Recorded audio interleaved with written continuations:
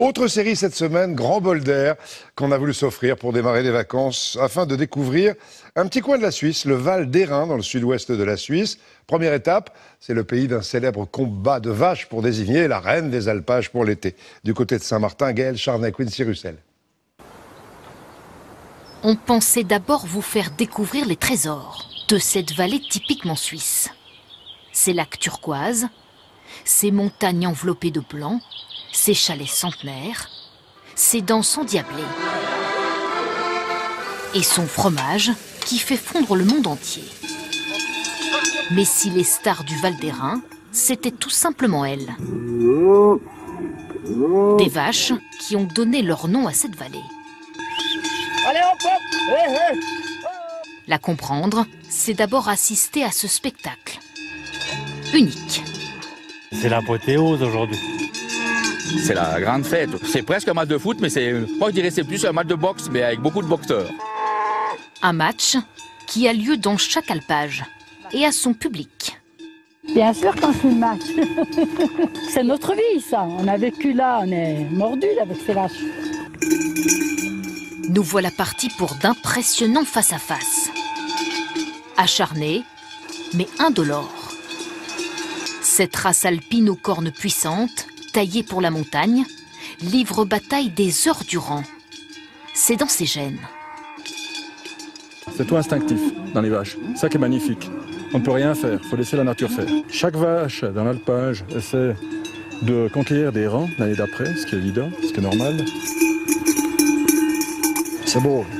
Les jolies cornes qu'ils ont, la beauté de la bête. À la clé, le titre de reine de l'alpage. Tout l'été, la finaliste aura droit à tous les honneurs.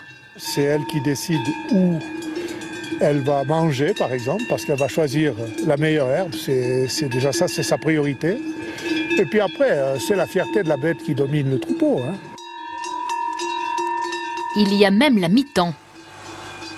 Une pause de quelques heures à l'étable, histoire de les ménager. Ouais, mon petit, oh là là là là là là. Oh là là là là. Et en dehors des combats, elles n'ont plus rien des guerrières, prêtes à en découdre. C'est comme les gens qui sont tellement d'affectifs avec leurs chiens ou leurs chats. Nous, ça nous arrive d'avoir le même affectif avec nos vaches. Des vaches comme des animaux de compagnie. Les championnes de Marius, grâce auxquelles il collectionne les médailles. C'est les trophées que mes vaches ont gagnés. Et c'est vraiment une chance et je suis très heureux. C'est une fierté du propriétaire et de toute la famille. Et même de tous tes amis, ils sont contents pour toi que tu aies eu une reine. On les aime et ils nous rendent bien. Hein. Étonnant lien qui unit l'homme et ses bêtes.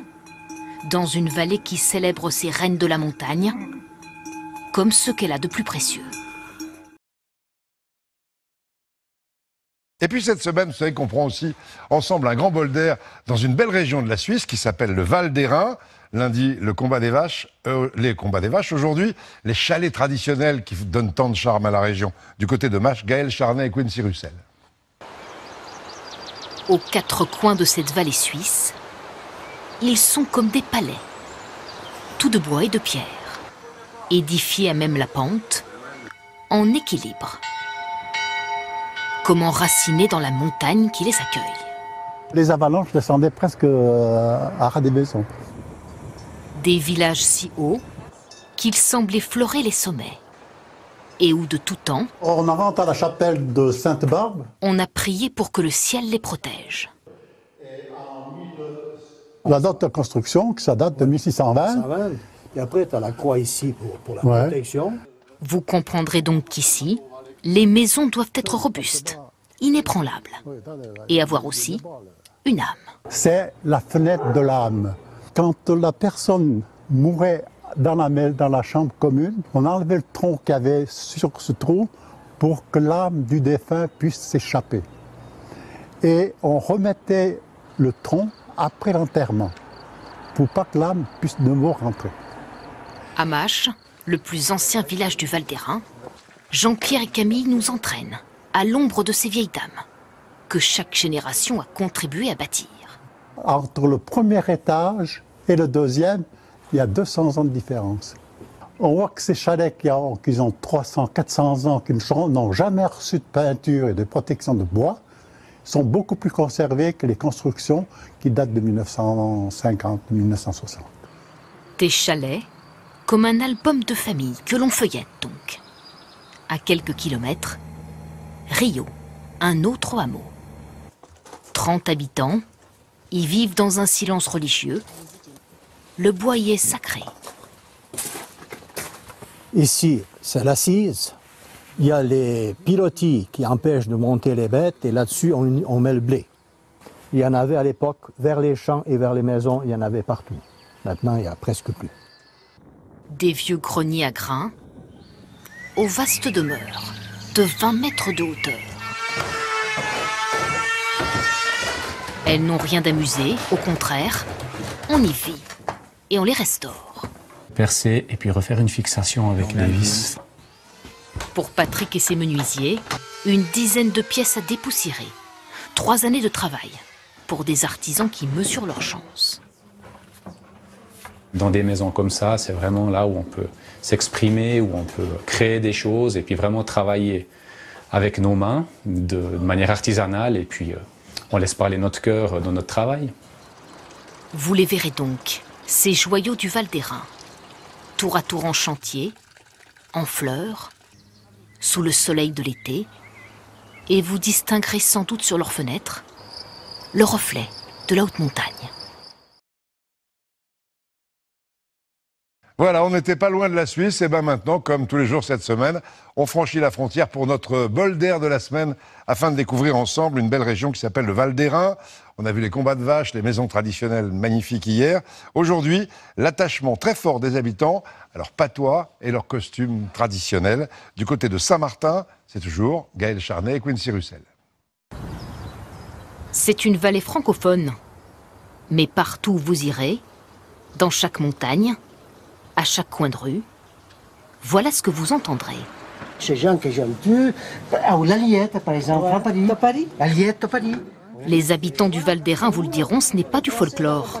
Ce patois, c'est leur langue à eux. Boire un verre ici, au central, n'importe où, je parle pas de toi. Il n'y a aucune raison, c'est ma langue maternelle. C'est la première langue que j'ai apprise. Et on l'apprend aujourd'hui sur les bancs de l'école. Des cours de patois instaurés il y a 15 ans. Pour justement ne pas le perdre. Eu mus comme un poing, il y a une fin de seva, je suis douce comme une année.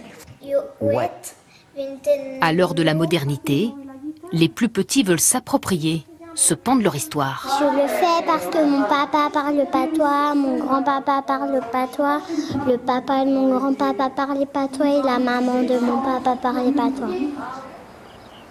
Et il n'y a pas que leur langue qui vous surprendra. Je vais vous présenter mon costume que je mets à chaque occasion. Des occasions comme les mariages ou même une sortie entre copines.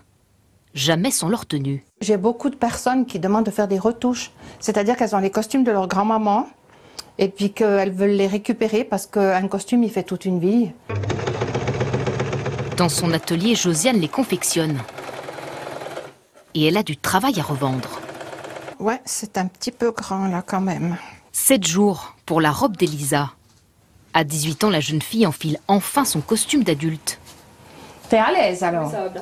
Qu'elle reçoit comme un héritage. J'aime bien, c'est la tradition, c'est toute ma famille en fait. Et ça va au fil du temps. Car les plus grands défenseurs de la tradition, Tu as fait... Arrête de tirer. Ce sont eux, les jeunes de la vallée. Ils sont là chaque vendredi depuis tout petit.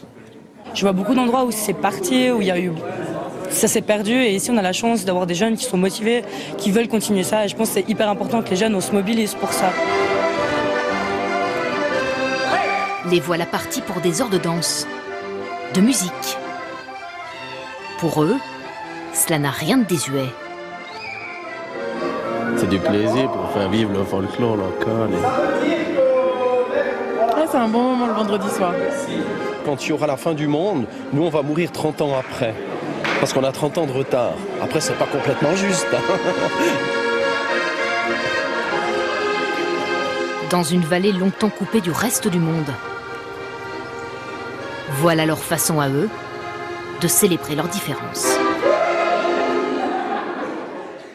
L'attachement des habitants à leurs racines dans ce merveilleux Val d'Airain où on retournera demain pour goûter une raclette. Et je salue tous les Suisses qui nous regardent tous les...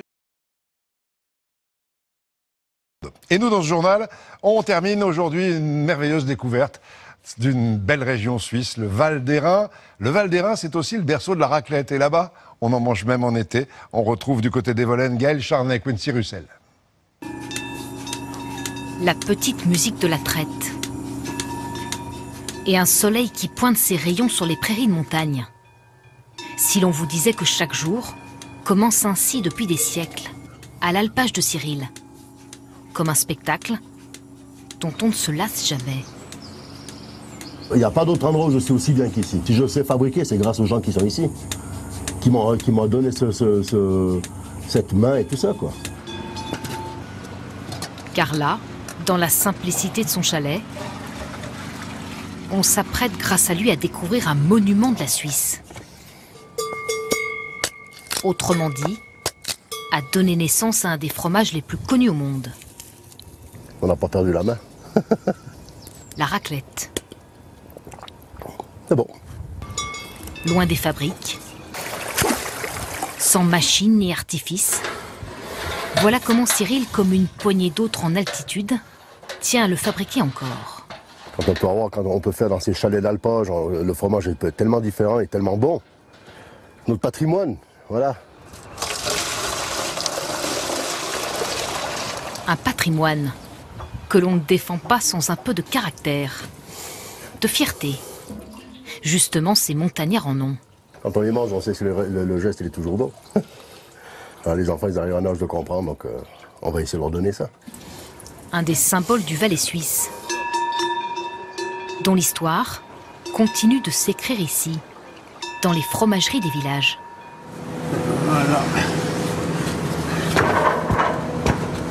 Un morceau d'alpage à couver. Ces meules sont retournées chaque semaine et sommeillent de longs mois pour qu'elles libèrent enfin tous les parfums de la montagne. Alors là, je tape pour voir s'il y a des ouvertures, donc des trous. Il ne doit pas y en avoir trop. Il va bien racler. Je trouve que c'est important vu que c'est le fromage raclette qui racle bien. Ne soyez pas étonnés, la qualité d'une raclette se juge ainsi.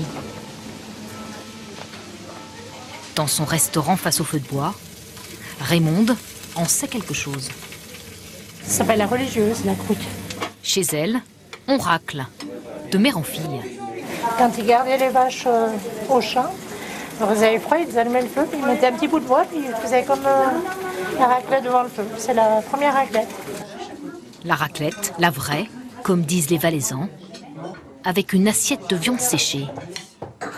Vous ne la trouverez donc qu'ici, nulle part ailleurs. Merci à Gaël Charnet, à Quincy Russell pour ces belles images, ces merveilleux reportages et aux habitants du Val d'Airain pour leur accueil. La Bourse de Paris.